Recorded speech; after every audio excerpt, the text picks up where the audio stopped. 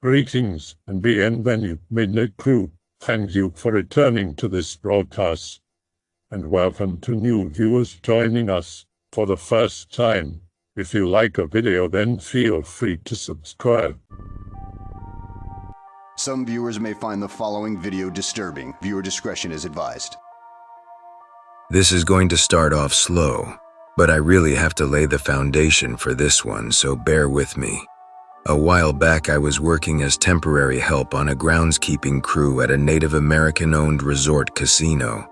I was one of maybe a dozen guys, and we were in charge of everything on the grounds: tree removal, grass mowing, irrigation, everything. It was a lot for a dozen guys to do. Since it was Native American-owned on Native American land, this place reserved the right as a sovereign nation to preferentially hire Native Americans over anyone else. Care for their own, you know. That same preferential hiring meant that those guys could kind of fuck off and get away with it. Hell, one of them, Al, who habitually showed up to work drunk off his ass, just straight up smoked joints in the shop, and the supervisor didn't give a shit. It also meant that up away from the customer parts, tucked back behind the delivery warehouses, was the tribal government building, and next to that was a row of tenement houses, or low-slung apartment buildings, subsidized housing for the tribal members that couldn't afford to buy a real house. These tenement houses were rife with alcoholics, drug addicts, and just assorted social detritus. Once I heard Walter call them a fucking slum, and from that moment on, that's how I thought of them. The slums. Al was the type of person who lived here, wasted all his money on booze and cigarettes. He smoked 2 packs a day easy, slaved away down on the property during the day, lived like an animal up in the Indian ghetto at night. It was summer, so working 6 a.m. to 2 p.m. meant that we'd usually get in a little before dawn, and we'd get out with plenty of daylight left to enjoy. It was a pretty good job in the summer. I liked being outside, and I actually got pretty tan. There was just one problem: Joe. Joe was tribal, and he was, for lack of a better word, an asshole. He was the worst kind of co-worker. Lazy, nasty, and conniving. He was a shithead until the second a boss came around, and then all of a sudden his lips twisted up into a permanent scowl by some facial deformity. We're God's gift to dicks everywhere. And that's the other thing. This guy was physically fucked up. Walter called him Uncle Fester, and the comparison was a good one. He was short, hunchbacked, no chin, these big, unattractively effeminate eyes that gave him the eternal expression of a shocked deer, with hands that seemed too big stuck on the ends of arms that seemed too long. He walked with a swagger, but because we suspected, one of his legs was actually shorter than the other. He'd been a valet for the casino, parking customers' cars, which was much better money than grounds. But apparently the higher-ups caught him on security camera doing pills in some high roller's Lamborghini and booted him on the spot. He'd fallen into a drug-addled depression for a year, exacerbated by his wife divorcing him, and when he ran out of money for alimony, he came crawling back, hat in hand, to the tribe. And they threw him down in the shop to see if he could stay clean. Maybe it was because I was a college kid and he'd never finished high school. Maybe it was because I was half his age and a good 6 inches taller than him. Maybe it was because all my limbs were the same length. But for some reason, Joe hated me.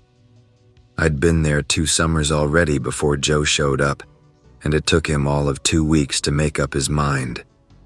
I was going to be his enemy. From then on, shit didn't get done. He'd see me needing help and go sit in the truck we'd have to drive out into the job site. He'd forget to put a weed whacker in the truck for me. He'd pull away in the truck that had all the water bottles in it.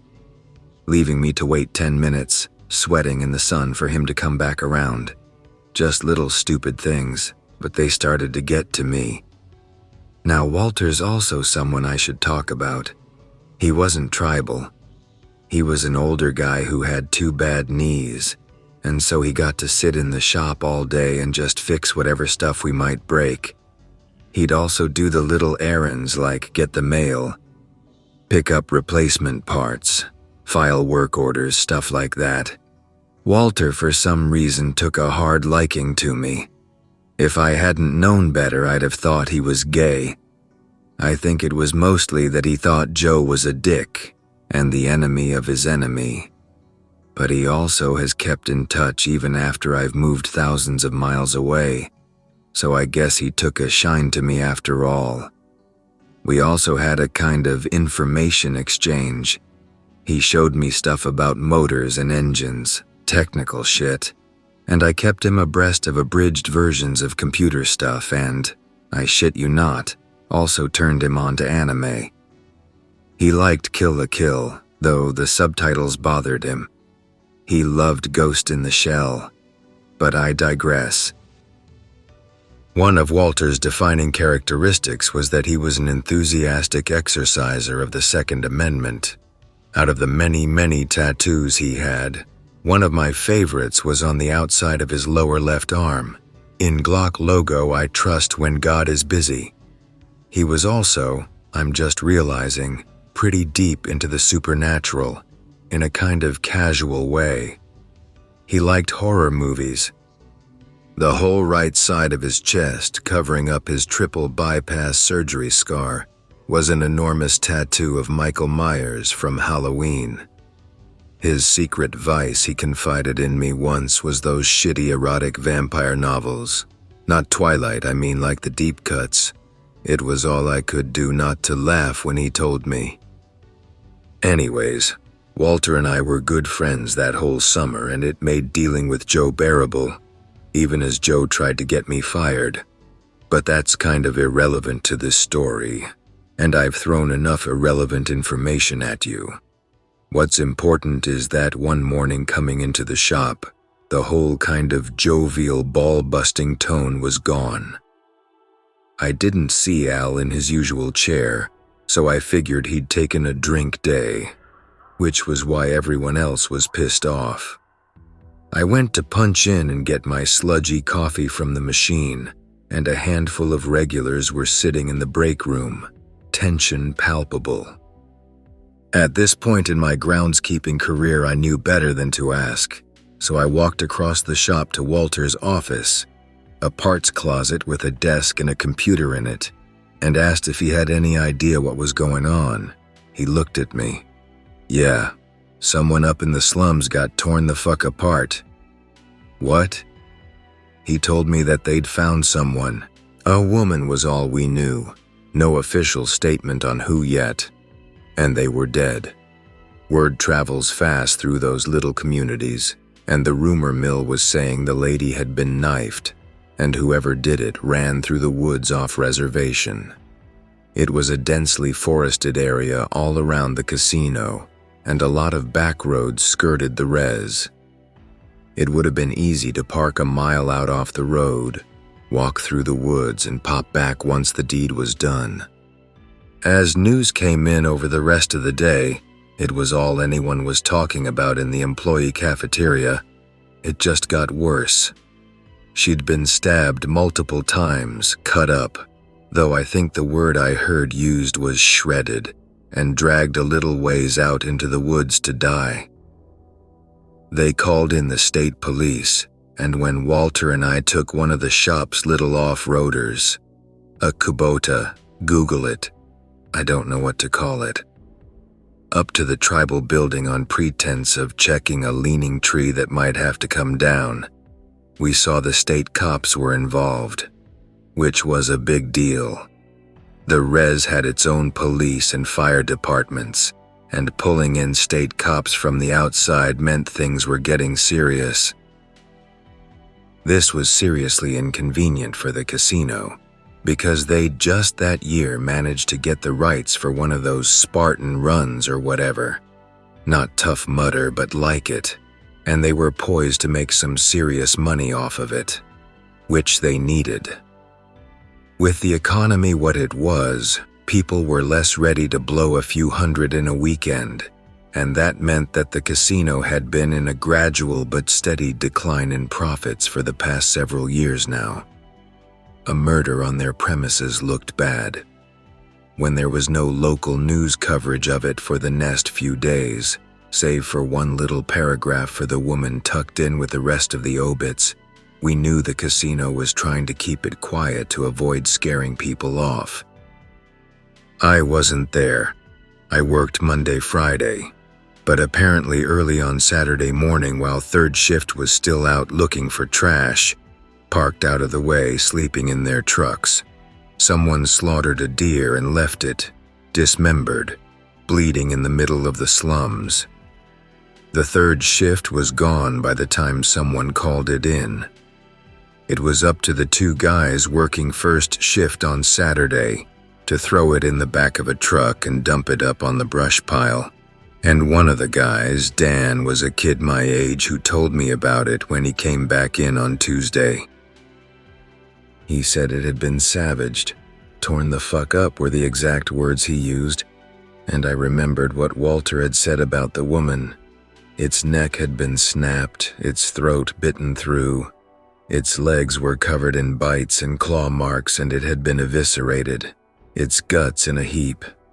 Dan said he and Al had just gotten a loader, dug the whole chunk of earth out, and then dropped it off at the brush dump, covering it with soil. Al had had tears in his eyes, Dan said, but that was the funny thing about Al. For all the boozing and irreverent humor and general appearance of not giving a shit, he was the closest thing to a real Indian I've ever met. He didn't give a shit about a lot, but he cared about nature. I think if he'd been born 500 years ago, he would have been a legendary chief. "Let's go," Joe yelled, standing next to the idling truck Al was sitting at the steering wheel of. Dan didn't have anything else to say about it really, and so we worked the day and I forgot about it honestly. Joe seemed pissier than usual. He left me and Dan sitting up on the curb in the RV lot for almost half an hour, and when we chewed him out for it, he just exploded. Nothing serious, just a lot of the same kind of bravado everyone in that shop yelled with. "Fuck you, I was busy with your fucking mother. You want to get out of the truck right now?" It was just very out of character for him. His aggression was usually passive. Well, ultimately, one deer wasn't enough to dissuade the casino from running the Spartan race, and no more dead people had turned up. So the next weekend it was on as scheduled. The girl I had been seeing, a 29-year-old Peruvian photography graduate student, it was a weird time in my life, was busy. So Walter and I got some beer and popped out to watch some people eat it in the mud pits. Worth the price of admission, frankly. Walter's phone rang a minute after we finished the 12-pack and he flipped it open. Oh yeah, still rocking the flip phone. And held it to his face. I got his half of the conversation. "Hello, shit, yeah, no kidding. Some bitch. Well, you got it." And then, "Oh, I've got a non with me. Should he come in too? All right, I'll tell him." He turned to me. "Larry, second shift guy. Called out and no one's here to clean up from the race. Boss says we gotta do it." I said, "Who's we?" "Well, he said he's authorized to give us double time and a half." It took me all of 6 seconds to accept. That was good money. So I went to my car, drove over to the shop, fished the least dirty of my uniforms out of the back seat, and threw it on. I was still reeling a little from the 6-pack. Beer I'm fine with, but beer and sun was too much of a good thing. Walter and I jumped in a Kubota and hit the trail. Mostly it was just flags marking the trail that needed to be pulled up and thrown in the back of the Kubota. We got out into the woods though, and there were plastic cups everywhere from the water stations for the runners, so those needed to be picked up too. What had seemed like a plum job turned into an easy but time-consuming one, as I would walk along the 3-mile trail slowly, having to bend over and pull every flag out of the ground. Walter kept close behind me in the Kubota. The sun set and the moon rose. He flicked the headlights on so we could see. We'd been at it about 3 hours when I heard something big lumbering through the brush a ways off, to my forward right. Or at least I thought I did. Somehow I still felt almost as drunk as I'd been when we started. I think it was from never eating dinner. And the Kubota's engine was loud. I gestured to Walter to cut the power, and he did. The engine died, and so did the lights. I pulled out my phone and lit its LED. More lumbering, the crashing of brush. Might have been a deer or a bear, maybe. I heard the Kubota door open and the sound of footfalls in the leaves. Then a metallic rasp and click. "I'm 10 feet back to your 730, Walter drawled in an almost whisper. The sound of a Kubota roared up, near, but not ours. It trailed off strangely, into a weird clicking ululation that ground to a halt in a way no engine ever would. I was stone sober now. "Coming up to your 8, approaching your 9. Keep the light steady." The crickets, a constant auditory presence in that area in the summers, were silent. There was the sound of wind in the trees, the hum of distant traffic. When I saw it finally slink out of the woods onto the trail ahead of us, I didn't panic, or even feel fear. My first reaction was a puzzled wonder at why its eyes didn't shine. All the movies you see wolves in, their eyes catch the light and reflect it. I remembered the old magazine my aunt had bought me a subscription to, the Smithsonian Kids magazine, Muse, because that's where I had learned the name years ago, Tapetum lucidum. This wolf's eyes were dark in the moonlight, and when I shone the light on it, its eyes stayed dark. And of course, it was probably 4.5 feet tall at the shoulder, bigger than any wolf I've ever seen a picture of. As Walter and I stood there waiting, with just a phone light and a gun, it opened its mouth and coughed out the sound of the Kubota engine again, just for a second, and then croaked in a throaty English, "Let's fucking go." I don't know because I wasn't looking, but I don't think Walter even blinked. He pulled the trigger twice, both shots thwipping into flesh. The wolf hitched, yelped, and ran off. Walter moved faster than I'd ever seen him move. Fast for a guy with no knees. He grabbed a fistful of my shirt, pulled me towards the Kubota, and was in it with the engine running again in the time it took me to get in the passenger seat. My ears were ringing. Walter didn't even bother turning around. Kubotas go basically the same speed, forwards or backwards. Just threw it in reverse and backed out of the woods, out onto the grass. When we were out from underneath the trees, he whipped it around and floored it all the way back to the shop. We walked in and he opened his office. He reached up to a shelf above his desk, pushed some spare parts out of the way, and brought down a rich-grained, glossy wooden box. He opened it, reached inside, and came out with 2 moist cigars. I had to laugh, adrenaline making it sound panicky instead of mirthful. He would have a humidor hidden in the supply closet. I took the cigar without protest, lit it with his proffered match, and we sat there puffing for a long minute.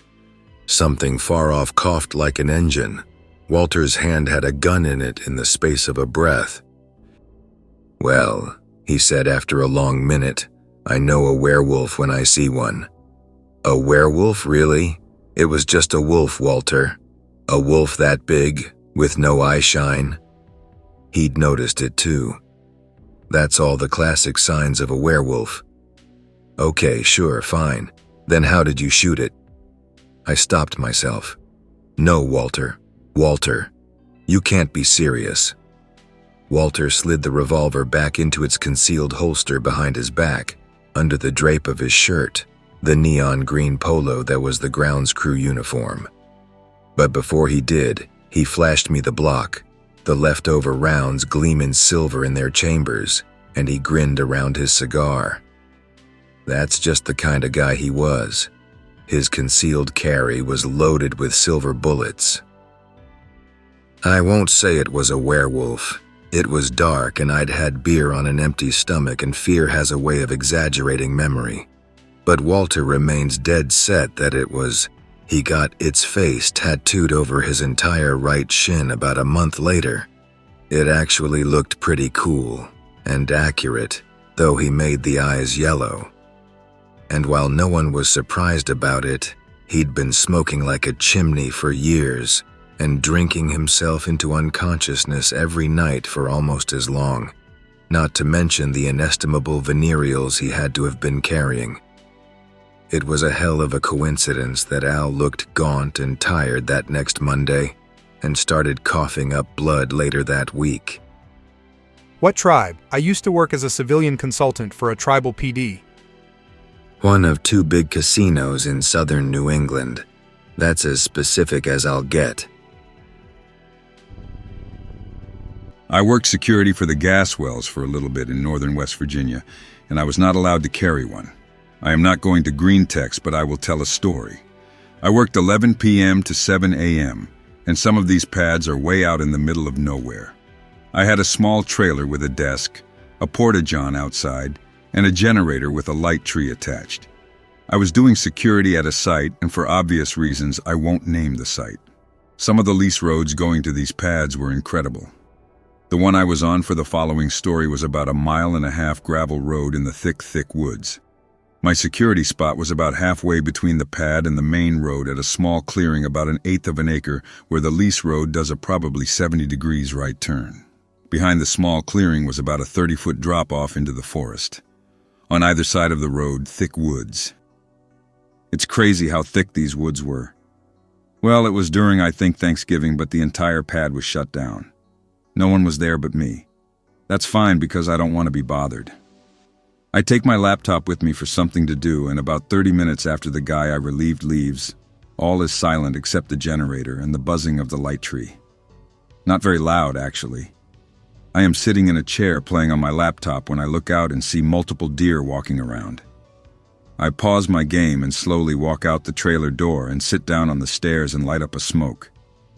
I am sitting there watching deer walk around like I am not even there. I think about how awesome it is that my presence doesn't bother them at all. After maybe 45 minutes or an hour, I see like 15 deer just ignoring me. There are now wild turkeys wandering around. I didn't know they came out at night. Raccoons, groundhogs, one of those opossum assholes, all just wandering around eating grass and shit, ignoring me. I feel like I am one with nature. It is amazing. I realize I have to pee pretty bad. I slowly stand up and walk to the porta-john, not bothering any animals. I open the door and immediately close it. It is full of goddamn spiders, big wolf spiders. It is at this point the wild animals were onto me and all but scurried away. I grab my flashlight, one of those big-ass mag lights, and walked behind the trailer and slowly looked all over in the woods down the hill. I see nothing, so I aim off the drop-off. I walk back around front and all the wildlife is gone.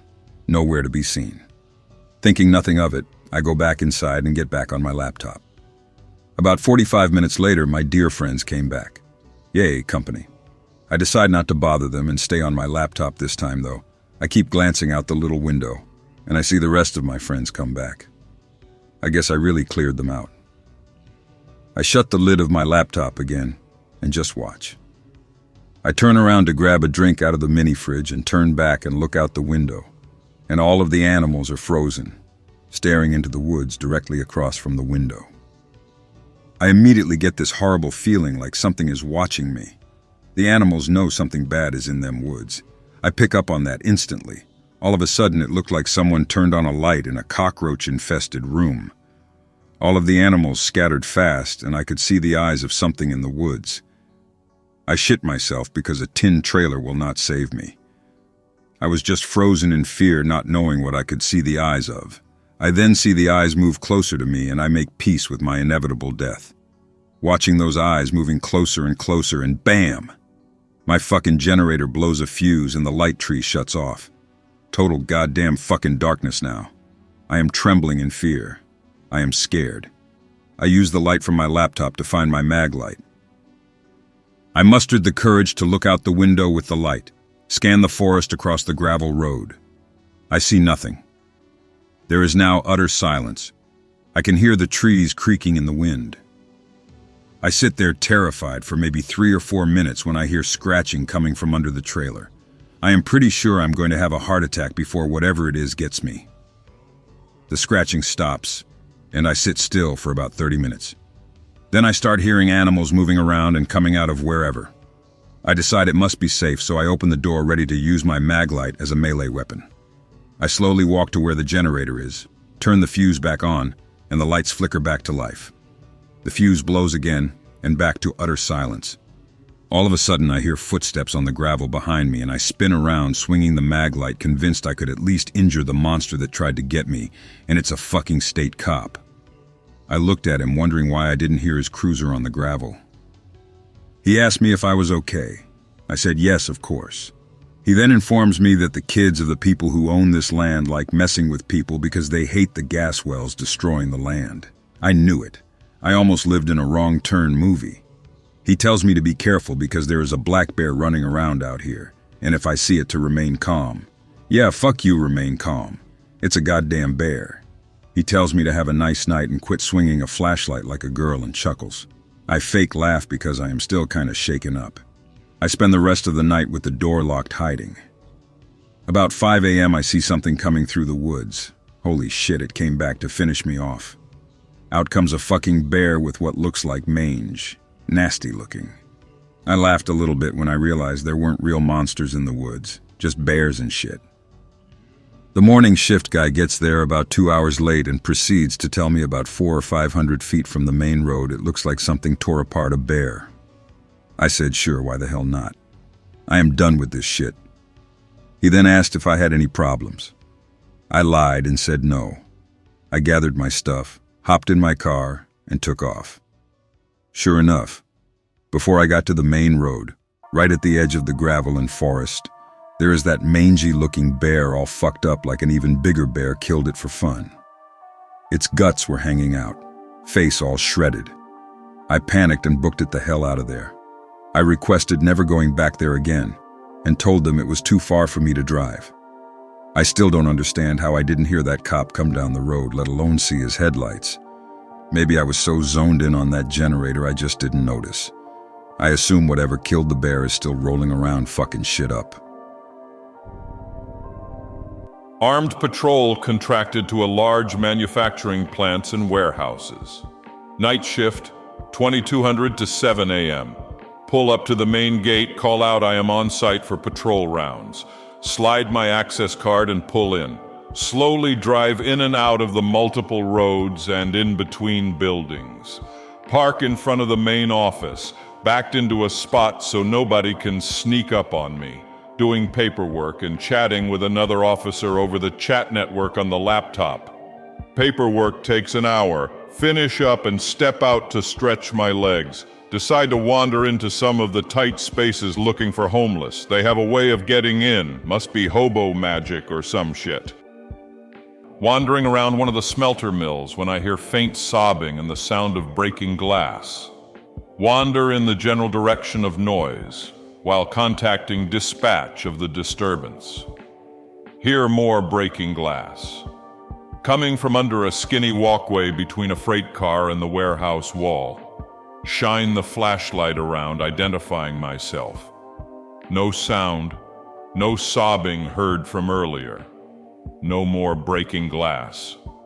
Shit ton of garbage and beer bottles or cans strewn about.